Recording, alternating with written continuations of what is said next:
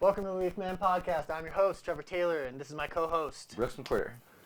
And today, we're going to talk to you about some important stuff, like we do on every single podcast. I was going to say, don't we always? Always. I never know how to introduce it. Today, we're going to talk to you about several things. Hopefully, when we get into the studio and we get everything lined out, it's going to be like, Yeah. it'll like zoom in on the stuff written on the. Oh, by the way, I have that slab.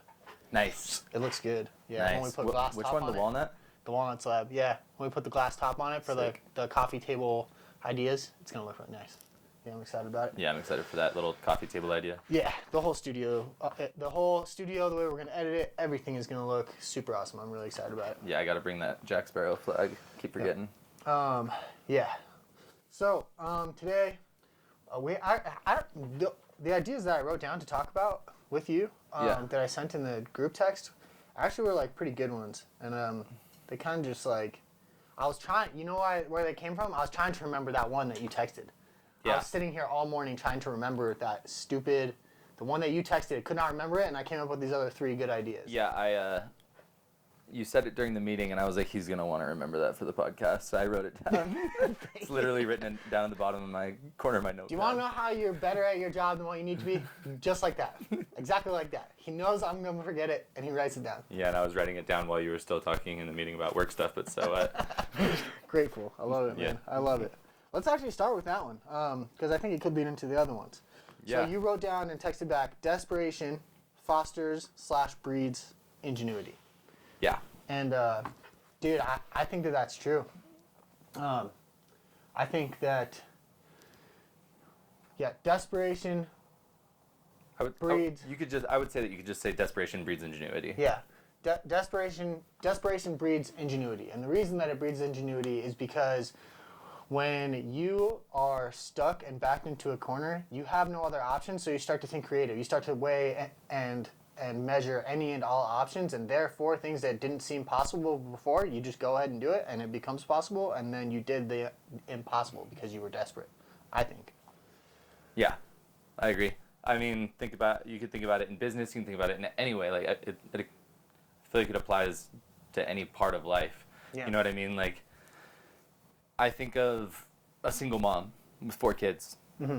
Like, they're not going to give them away. Yeah. They're going to figure it out. They're going to You know figure what I mean? out how to make it My work. mom always figured it out.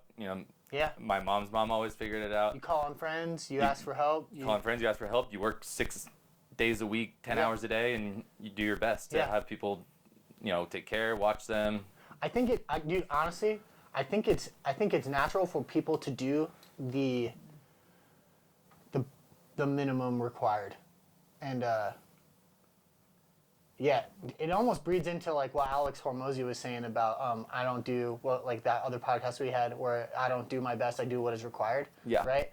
So I think people do what is required. Sometimes like that's the minimum, but if your required is so high that you have to figure out options, then like desperation, breeds ingenuity because of that. Because the requirement is so high, much higher than what you were capable of doing. Right. Like this morning, for example, like we're kind of desperate for work right now, right? Mm-hmm. Yeah. I know we need money. I know we have payroll coming, and like Sarah just in passing was like, "Oh, you guys should think about the Nextdoor app. That thing is saturated and huge." And I spent the rest of the morning creating a business page on Nextdoor. Because you're because I'm like, it's an idea. Yeah. Let's go. Because if you're living a life of like plenty, right, you don't need to think about those things. You don't need to like think about. There's nothing necessarily wrong to fix, so it's easy to get complacent because you're just there already. When you're booked out 2 weeks and you're like, drop the Google ads down. Drop the Google ads down. Yeah. Or like I don't want to pay for it. Google ads wasn't working, so you had to like be creative and think of something else. So when you get desperate like that, and I think honestly there is a fine line. So I don't want people listening to be like, oh yeah, I'm gonna go take on a $2,000 truck payment because I'm desperate now, so I'll figure it out. It's within reason, Right. You can go buy the car that you want to buy, and it will force you to go work the extra hours. You will find a way. Like, are you working Friday nights right now? Because do you like having Friday nights off? But if you had that car payment coming, would you go work those Friday nights? Probably. Yeah, exactly. Because you're desperate. So you Like when I was a kid. Yeah. Do I want to smoke weed with my friends? Yes. Better make money for it. Better get a job washing dishes, dude. Better wash more dishes. Better wash more dishes. But yeah, I mean, it's like the same thing with buying Trico. Dude, I was making $60,000 a year salary. And people think that it just like I pay my employees now more than that. And I feel like what people think is that, oh yeah, you had all this money in savings and you just like, were able to buy it. Like, no, dude, I was not making any more money than you. $0. $0 more and nothing saved. Yeah, we spent it on buying our house, getting our loft running so that we could like get some passive income to like kind of counter our mortgage and like all of these things. So when we bought it, like in these moments, right, instead of having Spencer who had money to like pay the bill, oh, we don't have payroll this week. Well, it's okay. Like I'll just pull out of my personal funds to cover. Like we don't have that option. So it's, hey guys, you know what? Payroll is gonna be done on Friday morning, but we gotta work a little bit extra today because we took Monday off. Or I gotta go work on Saturday to pay that bill, which I wouldn't have done before because I was salaried. Yeah, exactly. That bill is covered. That desperation forced me to do things I wouldn't have otherwise done in order to survive. And I think that that's just part of the learning curve of growing a business. Yeah, and I think that's crucial though, because I mean, normally you wouldn't go out on a Saturday to work with the guys, but say you go out on a Saturday to work with the guys because you have to, and you guys have like a great day, together. Yeah. You know what I mean? It's like just one of those days that just everything goes, crushes, everything goes. Mm-hmm. You know, those days always bring you a little closer to the crew. Together. You know, to the crew. Yeah, it's what's the word I'm looking for? It is camaraderie through pain, right? Yeah, exactly. Yeah, same thing that they do in basic training. Break you down. Embrace the suck. Yeah, and then because you're broken down and everything is painful, you guys form a union because you're fighting the good fight together. And then like I was saying, it's hard. It's through pain, yes, but then through that pain, when you have a day like just everything's crushing, easy trees, it's not pain.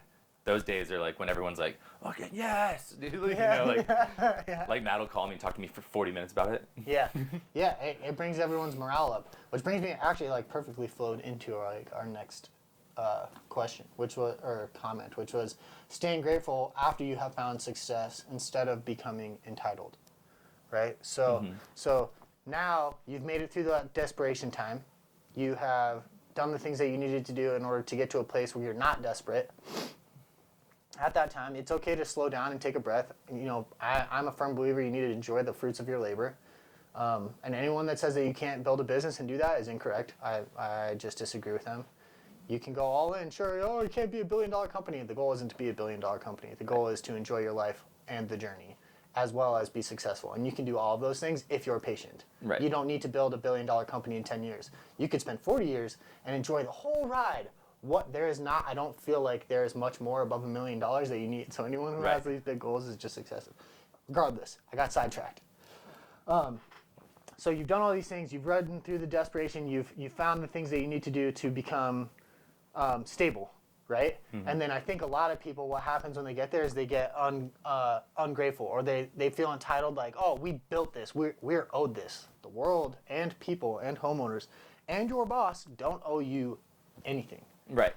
I mean, like, the employees don't owe me anything. I provide them something, and they provide me something. We work, and because of that, we build, like, a form of trust and a bond. Yeah, it was like that meme you sent me the other day where it was like, well, you never say thank you. That's what the money's for. Yeah, you never say thank you for my hard work. That's what the money is for. I love that. Classic. I love Mad Men. Yeah. Anyway, sorry to distract you. It just reminded me of that. No, you're good. Yeah, I see it a lot, like that was one thing I even had to do when I was building with Spencer. We were building Trico, and I would get ahead of myself and be like, dude, I got, our competitors offering me $100,000 a year to go work for them.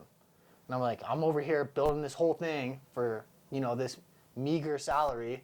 And, and I would get like ungrateful. But you know what, dude, that $60,000 a year salary, you know how much more that was than I was making a year prior to that when I was broke and an alcoholic? A lot. Do you know how long you would have lasted at that company that offered you that job? Yeah, 100%. Yeah, but it was like, do you see how it's so easy to finally get some stability and then be like, I'm owed this. I could do better. It's not bad to do better, but also don't forget the person that gave you the stepping stone to get where you are. Right. Like, some loyalty and patience can go a long way. And because I was loyal and patient, I still have a great relationship with that person who still mentors me. And also now we own the company. Yeah. Would that have happened if I had run off to like the next best offer? No. No. No. So I think it's important for people. I'd never work for Rent a Monkey. No. No. I Love you love guys. them. Love them. I love them. I'm never going to work for you. But I'd never work for them. Yeah. But yeah, I think it's important, man. I really do. Staying grateful. I think a lot of people get complacent with their gratitude, and gratitude is more than saying thank you for giving me a job opportunity. See you later. Gratitude is sometimes sacrifice. I think people forget that, like sacrificing something better for something that like got you where you are. You know, Right. I don't know. How do you feel? Like about when it? Spencer used to pay me when we didn't have any work to like Yeah. pull weeds and stuff. That sucks. I would have Yeah. rather stayed home. Yeah. But he was like, well, if you want some hours, you can weed and zero-scape this whole, this thing at my warehouse. And when he said that, I was like, I'll just take the day off. I was thinking in my head, like, I'll just take the day off. That sounds awful. Yeah. Yeah. But if he needed it done and he's offering me those hours out of the goodness of his heart, I'm going to go do it because he does need the work done. Yeah. Dude, and it goes so much further. Like, people talk about the manifestation and all this stuff, dude. And think about the fact that, like, when you started, you were at, what, $15 an hour? Yeah, 15 flat. $15 an hour, and you were weeding, not doing tree work, and that was grateful. Like, we were grateful for that, to that man for giving us that work to pay the bills. And you could have easily run off once you had enough tree knowledge and sales knowledge to a different sales position, getting what probably better than what you had made so far. But because you were patient and grateful and understood loyalty and the fact that this person was going to look out for you no matter what, and sometimes that's priceless, you now have, I mean, from my understanding, the job that you always wanted and the financial stability that you always wanted. Yeah, and I love where I'm at right now. I have great checks, but it goes to show that back when he did own the company, the fact that I stayed and kept true to it and kept working on my sales skills, like there were months where I made way more than what I make now. But Yeah. it was a fluke, you know what I mean? But it was because I was on commission. Yeah. Like there were months that I made like, I think the most I ever made was like $6,400 in a month. Yeah, that's wild. That's a couple of real good checks. Like and I would never have gotten there if I had just jumped ship. Yeah. Yeah. Yeah, that gratitude will go a long way, and it's not just a, I don't know, dude. You know what's crazy? This is gonna be really embarrassing for everyone to hear. You can probably clip this. You can make a clip of it. I'll put it on my story. I still don't understand how nouns and verbs work. I honestly, like, when I say gratitude is a verb or a noun, what is a noun? Did you just guess? A noun is a person, place, or thing, right? And a verb is a description. A verb is It's what you do. And like an adverb. No. I still don't understand Adjectives it. I don't are know why. descriptors. Verbs are an action. Nouns, person, place, or thing. Person, place, or thing is a noun. A verb is a descriptor. What is an adverb? Shit. I don't know, right? I do know. I just can't describe it. David, what's an adverb? A noun is like a thing. Yeah. Adjective is describing the thing. Yeah. And a verb is an action, like run or walk. Right, no, he's asking adverb, though. I knew all those. Adverb is a description of the verb, like quickly or... Oh. Okay. Yeah. So Got it. Gratitude I knew is them an all except adverb. adjective. That means you're describing something. Okay, it's a verb, The verb means it's an action, but it should be an adjective. if you want. Yeah. What would you call gratitude? I would call it a noun. I would say it's not. It's a noun, dude. It's a thing. Yeah. I would. I don't know, dude. I spent a lot of my I'm prime 32 years old and I don't know the difference between an adjective and a verb, dude. Yeah, but we also spent the time that we were supposed to be in college kicking indoors in Iraq. Kicking indoors in Iraq. So yeah, but guess why what? don't you thank me for my service, David, instead of laughing like a little bitch over there?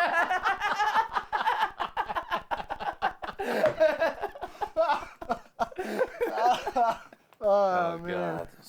Super sad side swipe there. I knew 3 out of 4. Yeah. Anyways, what I was trying to say is that gratitude is not a descriptor; it is an action. Yeah. So I don't know which Verb. verb you use for that, but yeah, gratitude is an action, not a descriptor. It's something that you have to do. It's not just saying, "I'm grateful." Thank you for all the things that you've given me, or this, that, and the other. It's being patient. It's I'm grateful, therefore I'm going to show my loyalty. It's even though things are hard, I'm sticking around and doing the hard thing because even though there are better options, this is what got me here, and my gratitude is me sticking around to follow it through. Right. Yeah. Yeah, that's what. And same with me. Yeah. Okay. What else we I got? feel like we talk about a lot of things that maybe are just like opinionated or not actionable. You know, like these are all cool things for people to talk about and good characteristics to develop in yourself. But I also kind of want to talk about business stuff and like legitimate business stuff. And one of the things that I was thinking about is, dude, we had so much turnover over the first year or two of business, and we've had none lately. And I kind of want to talk to people about how in a business. How to avoid turnover and what to do about it when people quit. Tough one. I mean, we talk a lot about how to avoid turnover. I Yeah. feel like not like What to do what to do. once they do quit. I mean, I don't know if it's insensitive, but when someone quits, I don't care Yeah. anymore. Like as long as they're as long as they're taken care of. If they worked for us for a while and they're like, well, I'm gonna quit, and you take care of them as best you can. Like, do you need 3 weeks to find a new job, or like Yeah. what's going on? I don't harbor a lot of anger towards people that quit. I mean, I don't harbor anger. I just don't care. Yeah. I still, do you know Jonah hit me up yesterday? Really? That's Yeah, funny. he said he's got a friend who needs some tree work, and he hit us up and we were talking about like legitimately, we had a employee who did tree work and then quit to go to school to become a surgeon. That is a real thing that he did. Yeah, that's That hilarious. is crazy. Yeah. Good luck with that. He's actually killing it. He said his first year was like pretty good. Yeah, no. And then- I'm sure he's a smart dude. We had another employee who quit and went to become a police officer. He's doing really good. Regardless, I don't really harbor. Yeah, I wish all the best for them, man. As long as they did it the right way and gave me their 2 weeks notice. Hey, man, like Exactly. I'm on to bigger and better things. Dude, good for you, man. If this is not for you and you want to go try new things, I'm in full support. As long as you do it the right way and give me notice and like I took care of you. I've always respected your time, and I'm in full support of you going on try new things. But just give me the decency and respect to like let me know ahead of time so we can plan around it and hire another employee. Yeah. You know? I mean, we've only had to like fire like I mean, I guess a couple people. A couple Two? people. Yeah, Two? a couple people. Two. But everyone else has always, Just kind of fallen off. and they done their own thing. they had other things they wanted Yeah. to do. And here's the thing about turnover, man. You're going to have a lot of people in your company and life that you think that you need because, again, you're desperate. You need that employee. But they might not even be a good employee for you. You could go break your back and give them the world, give them the best money, let them drive a truck, do whatever, and they'll still crap all over you. And understand that kind of turnover is good, and it's fine. But Right. you'll know the difference about the employees that you should keep. And like the guys that we have now, we've done the same thing. We break our backs for them, and that's how we avoid turnover. But it also has bred loyalty, and we have spent 4 years building and cycling through employees to find these guys. Yeah. And now we have them, And I think that's just like I think it's just one thing people don't understand about business is that it's patience and waiting for the right people to come along, and there's nothing you can do to get them there faster. They will just come when the time is right. Right. I mean, you can have And not to say that those employees that aren't exactly the most loyal or most like they don't go out of their way for you. They just do what they have to do. Mm-hmm. They still play a role in they do. business. They do. They play their role. They do. And that's okay. Like, not everybody needs to be. If you're trying to build a business with all A players, it's just not going to happen. Yeah. You need to understand that having B team players and C team players who come and go frequently is just part of growing the business, and that involves patience and understanding and not treating them like crap. Like Jonah quit, we let him go his own separate way, we wished him well, and now look at this. He's reaching out, giving us a client. Yeah. Because we maintained that dignity and relationship. Exactly. Yeah. Oh, Might have a sale tomorrow. Nice. Sorry. Nice.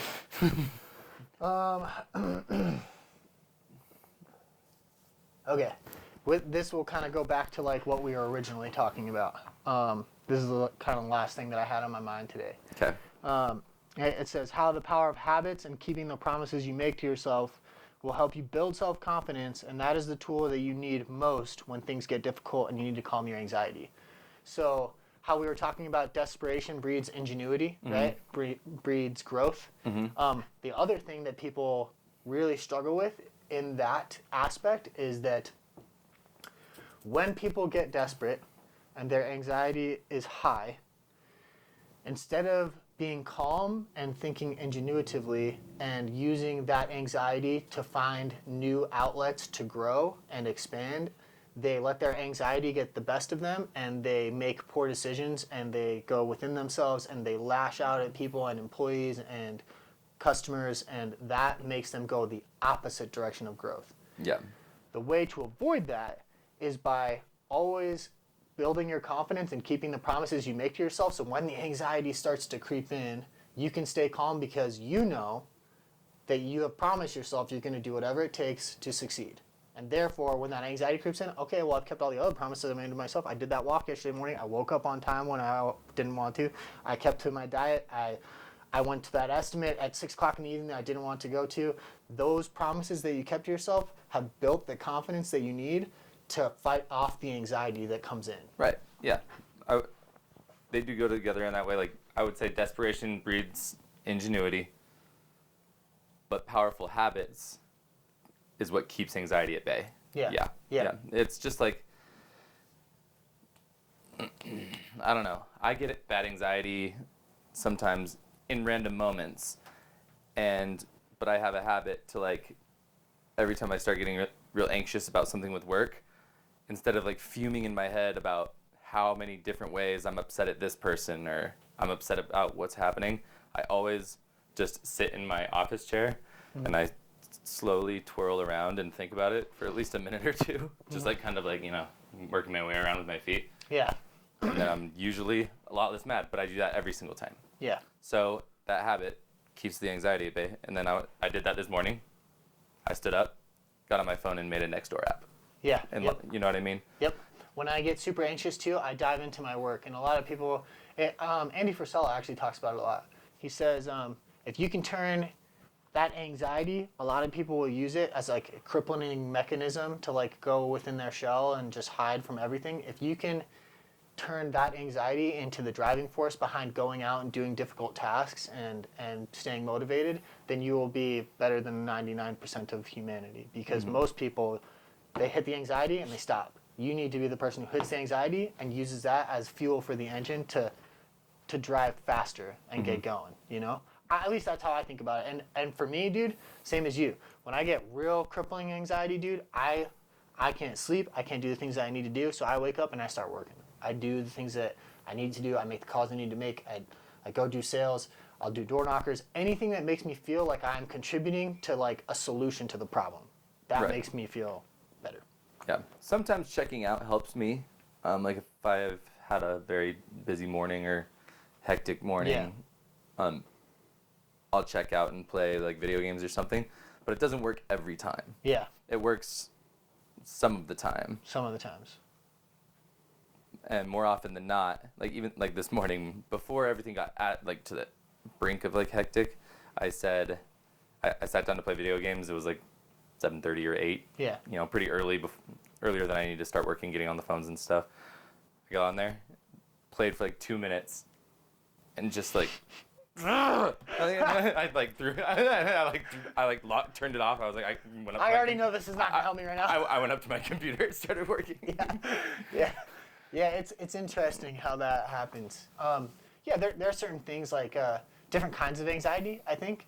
Anxiety is a very broad stroke word, in my opinion. But yeah, like anxiety with work stuff, I know to go to work. Anxiety with Erica stuff, there's not much I can do about that because she needs something that I would say it would be to sit down and figure it out. I would say to sit down and figure out what you need to say, because like almost always my first response is not the greatest. Yeah. My first thought is not what should come out of my mouth. Yeah, I'm very similar. Yeah, I get heated quick, and I just like I get very basic to logical when we get into our tiffs. So like at work, if I get frustrated or anxiety, I just go to work, put my head down, do the stuff that relieves my anxiety. With Erica, if I'm anxious because we're having a hard day, Right. what she needs is space. So I can't do what I normally do, which is solve the problem or put more work into it, because that work will push her further away. So I have to do the exact opposite of what normally makes my anxiety recede. I have to sit Right. there and be patient and wait. And that is, dude, that's been like the hardest thing I have had to learn in marriage so far by miles. Yeah, I believe it. I get that like, illogical thing too. Yeah. Because it's so weird. It must have something to do with just like how much you love them and stuff, and how good everything else always is for Yeah. all the other times other than this moment. But like I get illogical too, like or like even just like weirdly petty. Like Yeah. when we had that, The taco but fight? not the taco fight. Taco fight was bad. Yeah. My wife fell asleep and I ordered tacos for myself, and she woke up and there was none for her, and she was pissed. But anyways, no, this is when we were like having our aliens argument, and it's not that I disagree with her on all of that. It was this one thing that I disagreed with her with, and I was like, "What are we doing? We're talking about aliens." She's like, "You care about aliens too," but I ended up just being like, "Aliens aren't real." And Yeah. and then I walked away. I was like, "I'm a dumbass. Yes. Aliens are real. Why did I I'm say sorry, this? baby." Yeah. I just don't think the Nazca lines are blah blah blah. Yeah, like I'll go in like a circle, dude. Like with Erica, I'll be like something. I read between the lines a lot, and she's Yeah. very blunt and straightforward and says exactly Right. what she means. Right. And she'll be like, I'm trying to think of a good example.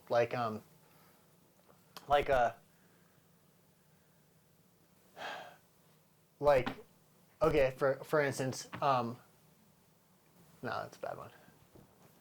I don't know, dude. I just read between the lines, and it's dumb sometimes. Like, oh, you're gonna wear those socks today? And I'm like, what's the matter? You don't like my socks? Do I got bad, ugly feet? Like, is that Yeah, what like- you're saying to me? Like the other day when she said, "You're gonna wear that shirt," Yeah, yeah. and then you changed it. And then before she's the my pod- shirt because I got all self-conscious about it. So yeah. funny, dude. Yeah, dude. Simple question, like, is that the shirt you're gonna wear? And in my mind, it's like, she must hate this shirt. That's why she asked that question. I'm ugly in this shirt. Gotta change it. The funniest part about that was Spiral. yeah, exactly. The funniest part about that was that you probably would have imploded if I had said what I was gonna say, because she said, "You're gonna wear that shirt," and then you went up and came down in that white thermal thing and a beanie, and I almost wanted to be like, "That's what you're gonna wear?" We're not doing the podcast today. I'm just not feeling like myself. And then you just take your shirt off and walk in here and Just sit walk down. away. Rah, rips it off. Oh man, Yeah. I would implode if that happened. Yeah. It's good though, man. I think we gave everybody a lot of good information today. So I feel like I was a little off, but it's this fucking lamp's fault. So sorry. just take. There you go. Is that better? Well, I didn't want to mess with the lighting. Just. I mean, it was better. There you go.